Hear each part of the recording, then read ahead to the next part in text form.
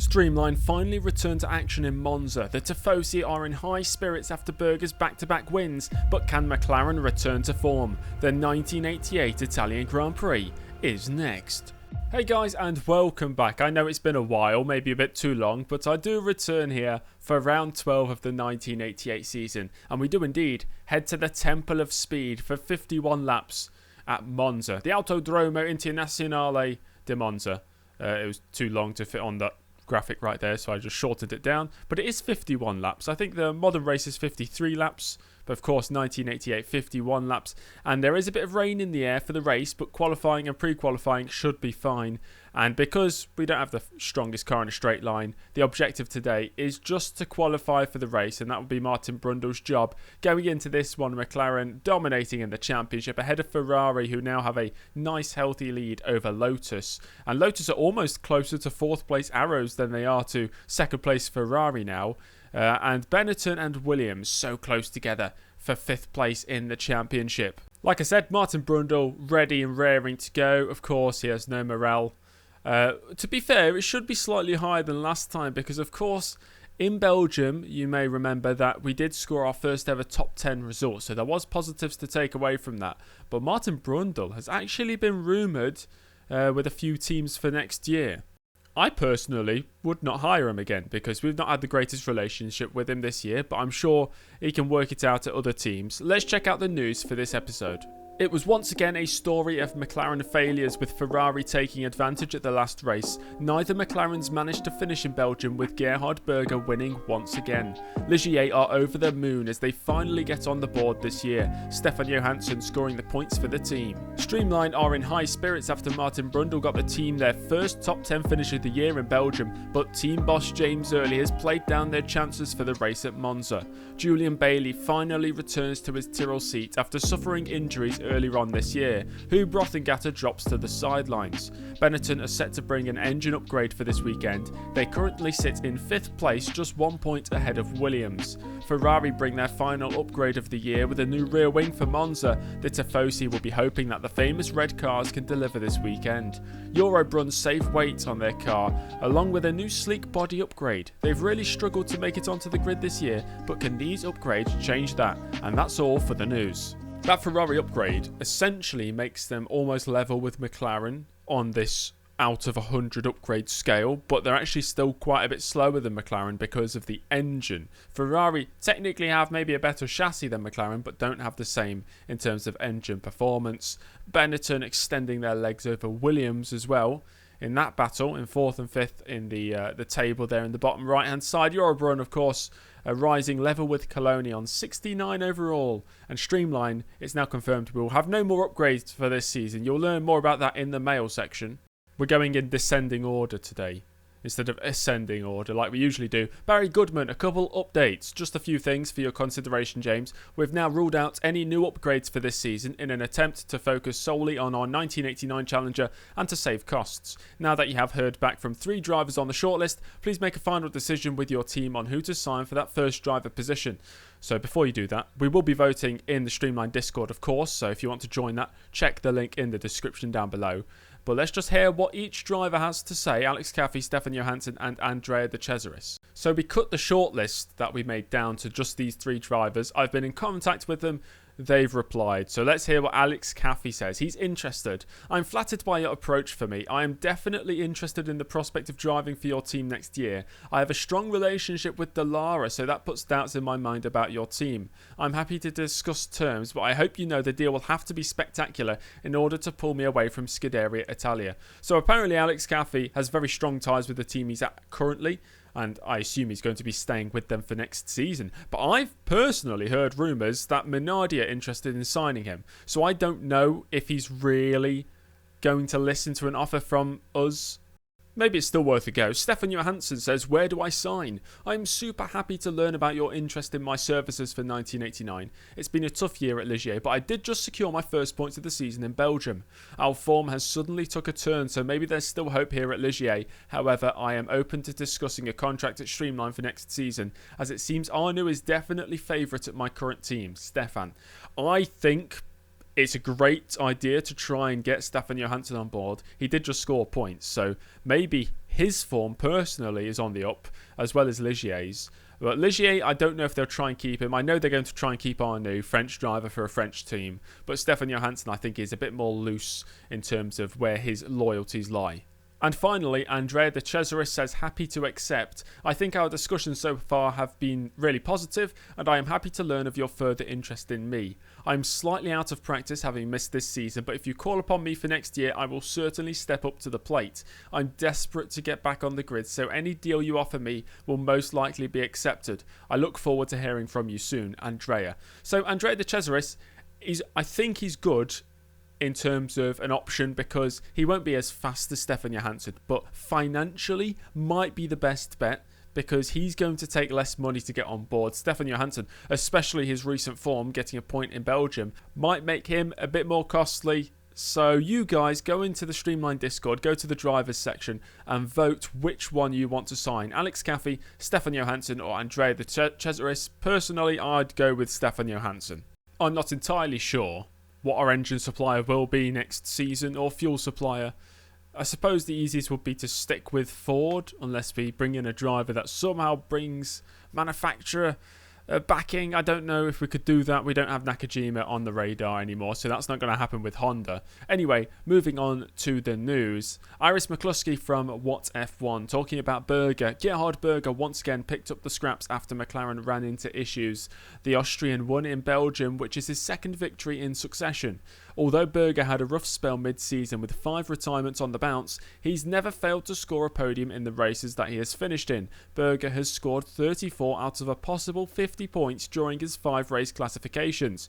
Gerhard Berger is in top form when he does actually finish the races, but it just so happens most of the races this season he hasn't finished, so he's not really in the championship fight. Roy Seffert from the Visor, a turning point for Ligier. It was a battle between Tyrrell and Ligier for the final points late on in Spa. Stefan Johansson, who is now linked heavily with Streamline, was the driver to secure the point for Ligier. Ligier have had a tough time as of late, but this result might be the turning point that they so desired.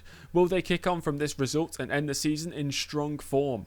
Maybe. Ligier, yeah, they've had a tough season, a very tough season, and it's been spoken about a lot in the news section. But they did score points at least, and they did get both drivers in the top 8, so who knows what will happen. Jan Peterson from Uni Motors speaking about Detroit. Reports coming from FISA this week indicate that they are in conversation with Detroit over extending the current deal. Many had believed that the 1988 Detroit Grand Prix was the final race at the venue, but that might be about to change. This to me shows that FISA is more motivated by the financial gain rather than the competition. I really hope we do not go back to Detroit. I'm not a big fan of that circuit, and I think it's ran its course in Formula 1. We can move on to pastures new. Talking about moving on, let's get into this race weekend, the Italian Grand Prix pre-qualifying.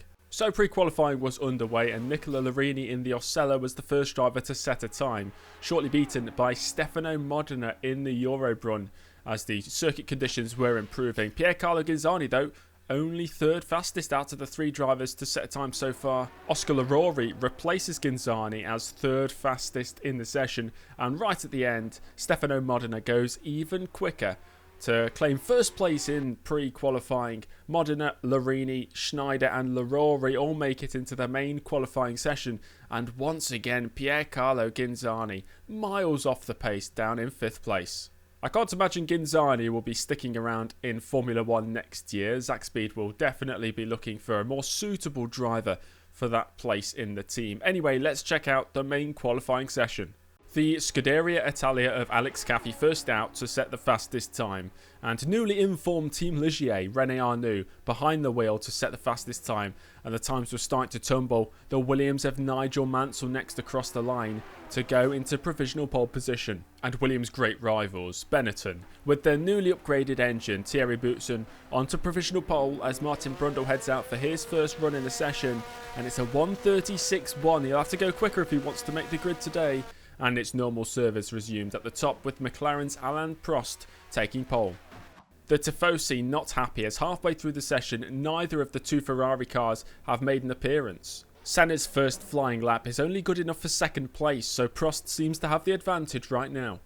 And now we will ride on board with Martin Brundle in his fastest lap in this qualifying session, currently down in 25th place, and there's still a few drivers yet to even go out of the garage, including the Ferraris. For some reason, Ferrari leaving it very, very late. There's about 23-24 minutes left in the session at the moment. Anyway, through the first 2 chicanes, Martin Brundle bouncing across the curbs well. Let's see what the sort of straight line speed the Streamline has today. We saw them reach 270 in Spa, and it seems they're going to do the same here. 269 kilometers an hour down into the Della Roggia chicane. It took me a while to remember the name. And then it's Lesmo 1 and 2, and you can take quite a lot of speed through both of these if your car wasn't a Streamline suffering from immense amount of understeer, especially on a circuit like this where we're running quite low wings. The lap is looking pretty good right now, almost up by 0.4 of a second. Alain Prost's 1:31 flat is basically matched by Ayrton Senna in second place. And of course Martin Brundle not looking towards the times of the McLarens, as through the Ascari chicane he goes. He's lost a little bit of time in that middle sector, but still up by 0.3 of a second. He'll need to break into the 1:35s if Brundle wants to make it onto the grid. Streamline have failed to qualify at one event so far this year, which was back in Germany. And hopefully not a repeat here, as through Parabolica, struggling to get the power down, Martin Brundle's Streamline accelerates towards the line. Will this be enough to see the Streamline make it onto the grid at the Temple of Speed, the Italian Grand Prix? The time's rising, and it's a 1:35.5. That'll do it. And with just a handful of minutes left in the session, Ayrton Senna claims pole position.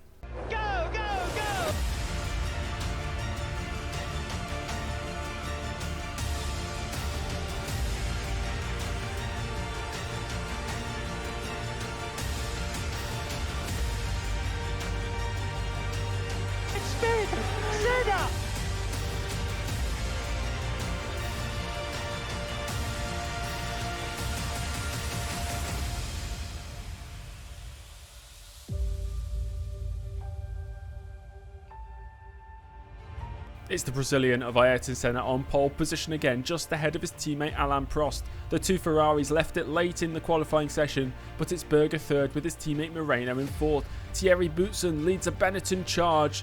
They're battling with Williams in the Constructors' Championship. It's Boutsen in fifth, Piquet in sixth place with Nannini in seventh, Nakajima in the second, Lotus in eighth place, and then it's the 2 Williams on the fifth row of the grid. Mansell ahead of Patrese. Andy Wallace continues his impressive form in his debut season in 11th, ahead of the 2 Arrows of Warwick and Cheever. Gugelmin sets off from 14th place with the Ligier of Stefan Johansson, fresh after scoring his first points of the season last time out in Belgium, in 15th place with his teammate in 16. Philippe Alliot and Yannick Dalmas, the 2 LaRouche drivers, on row 9. Alex Caffey making it onto the grid in an impressive Dallara, who has been, well, improving throughout the season. 19th place, Philip Strife in the AGS rounding out the top 20. The lead Minardi of Martini in 21st. Then we have the Tyrrell of Parma. Luis Perez Sala in the second, Minardi in 23rd. Martin Brundle does indeed make it onto the grid in 24th place. Julian Bailey on his return to the sport after his injury, 25th, and Modena 26th.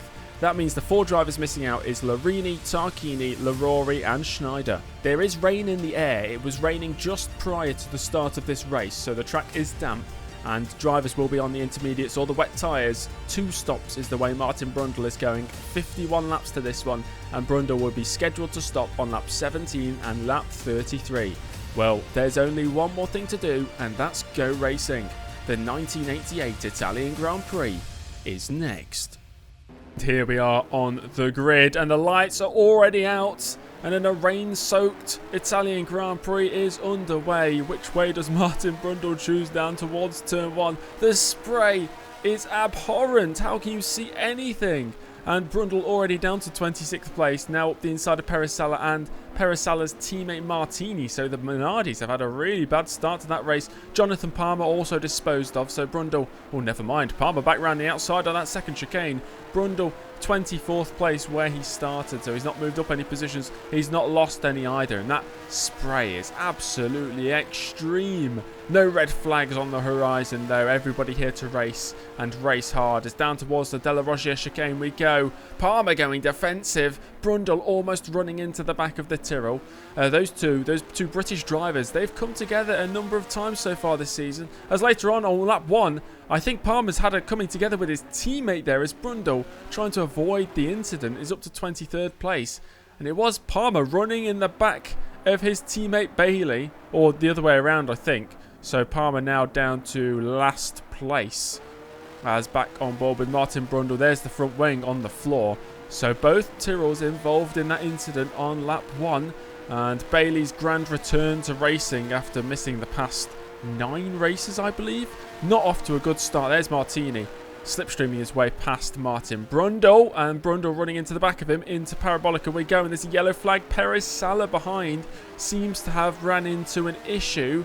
The Spaniard down towards Parabolica on this opening lap. We're watching a replay here, and he seemed to have some maybe suspension failure. Almost took out Brundle as well. But Perez Sala becomes the first retirement of the race as we start lap 2. Senna, Prost, Berger, Moreno and Boots in the top 5 hold position off the start, as the spray is definitely still visible. But it is sort of blue skies, so it should dry up pretty quickly. Alessandro Nannini upper places, so is Nakajima. That means Nelson Piquet, who's had a tough time of things lately, is down 2 positions into 8th place. The 2 Williams holding station. The biggest gainer though, Stefano Modena, who started down in 26th. He's already up to 19th place at his home Grand Prix. He's gained 7 places on that opening lap.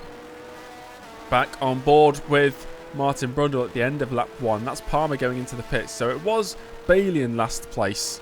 But Bailey, I'm sure, will be trying to find his way through the field again. I don't think Bailey has any damage he has to repair in the pits, but maybe just the damaged suspension, which you cannot repair, of course.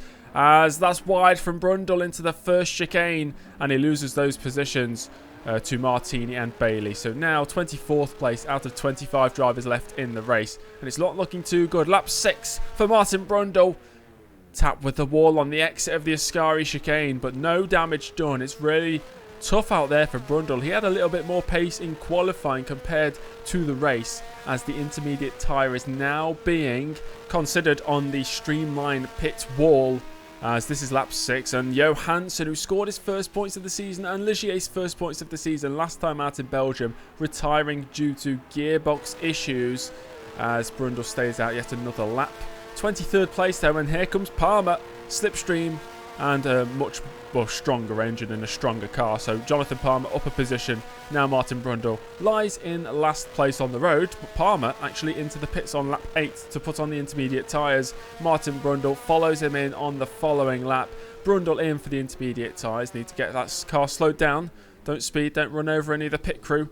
And a 7.4 second stop will see Brundle rejoin very close to Jonathan Palmer. Palmer coming down the main straight and going past. And there's Alain Prost on the left-hand side. Brundle almost going straight into the path of the McLaren. And whilst the Tyrrell of Palmer with blue flags, Brundle takes advantage and moves past into 23rd place. Lap 13 then, and the top 12 not changing positions at all. And due to Johansson's retirement, 13th down to 20th have all gained 1 position. Surprisingly, no overtaking happening at all. It's been a very dull race for the spectator.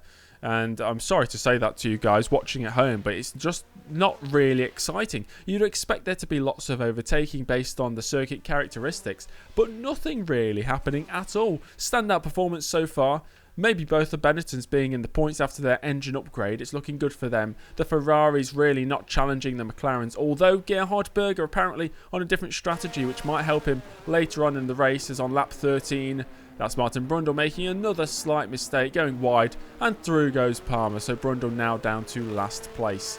On lap 13, they're pitting for the dry tyres, having to take evasive action as Palmer slowing down more than he should have. Into the pits goes Brundle, and he gets away. 7.7 seconds, and there goes Palmer past. So Palmer having a faster pit stop, maybe putting less fuel in the car. As lap 15, both Lotus drivers pitting on the same lap. That usually doesn't end well. We'll see what happens. And I don't know who they've paid at FISA, maybe Balestri, but they've got a different pit box to each other, so both Lotuses remain in the race. Very smart thinking down on the Lotus pit wall. It was Nakajima ahead of his teammate Piquet, and he remains ahead. In fact, Piquet with a really slow pit stop. There's Nakajima rejoining into the race in the back end of the top 10, and there's Nigel Mansell, and there is Piquet, followed shortly by Mansell's teammate Patrese. Derek Warwick then on lap 17, pulling over to the side of the track. The Arrows driver out as his teammate Shiva streaks through to overtake him.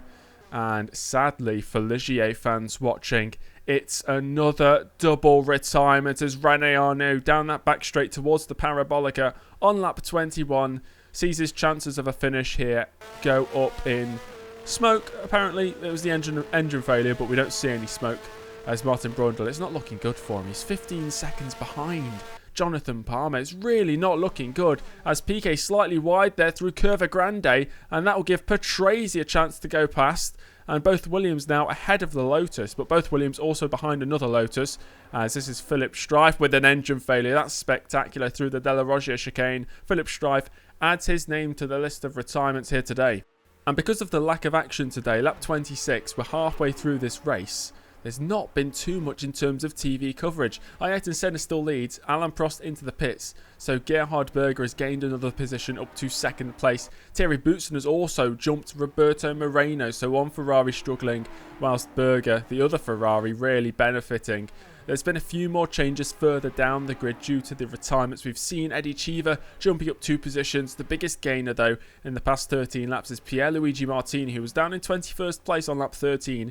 He's up to 17th place. There's a lot of Italians on this grid, and you'll be very happy with that. Martini, as we can see him on screen now, and he's out of the race. Wow, that's commentator's curse right there. Lap 30, Pierluigi Martini in the Minardi out of this race. A very tough weekend for the Italian driver. Lap 30 then, and Jonathan Palmer is now almost 30 seconds clear of Martin Brundle. Brundle not having a great time of it. In fact, he's complaining over the radio constantly, swearing and throwing all sorts of bad language around, so we can't show you that. As that's Berger in the pits, almost colliding with one of the March cars. Not sure if that was Gugelmin or his teammate Wallace, but Berger just avoiding him in the pit lane, as Prost will move through into second place, and Gerhard Berger, after his pit stop, his final pit stop in this race, will rejoin just behind in third place. Could the Ferrari potentially catch Brundle in on lap 34 for his final stop, overshooting his pit box slightly,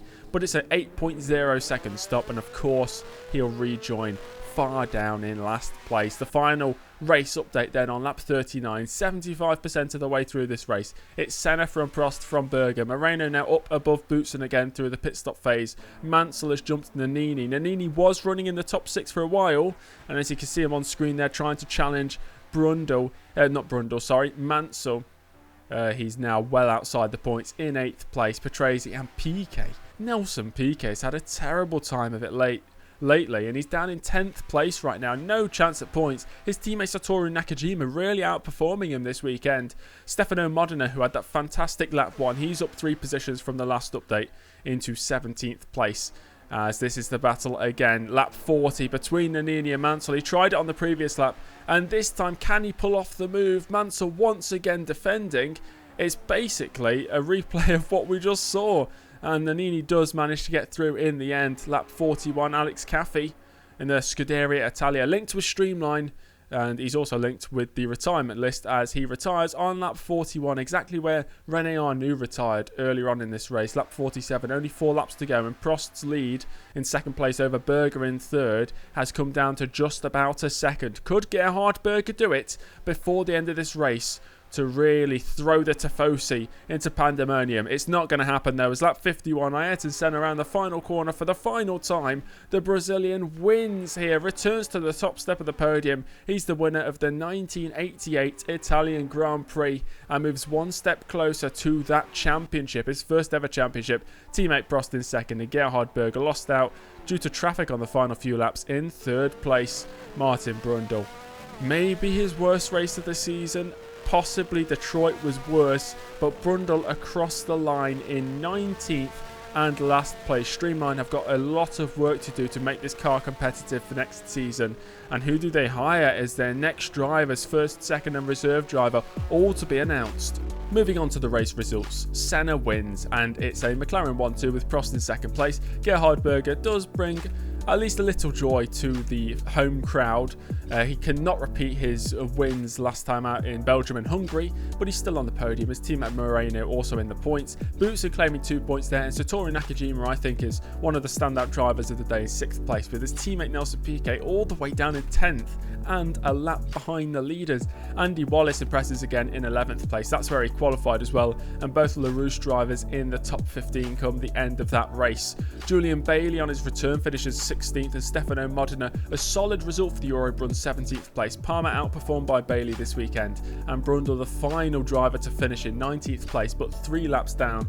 We saw quite a few suspension failures during that race, an engine failure for Perez Sala apparently, and strife, and a gearbox issue for Johansson. So Ligier sadly back to the double DNF pile. Gerhard Berger claiming the fastest lap of the race towards the end of that race when he was trying to close down Alain Prost. Couldn't quite do it, and with 4 races to go, Ayrton Senna has a 20-point lead, which means he could technically win the championship next time out at the Portuguese Grand Prix if he won and Prost scored no points. Gerhard Berger technically still in with a chance at the championship, and so is Piquet, but only the top 4 still in the running here. And Roberto Moreno up to 11th place, really good for Moreno, seeing as he's sort of a part-time driver this season. 20 drivers scoring points so far this year. No new drivers scoring points today, and Martin Brundle lucky to still be in the top 30 after what was a really poor weekend. I suppose Streamline weren't expecting much going into this one, knowing the lack of pace they really have in a straight line.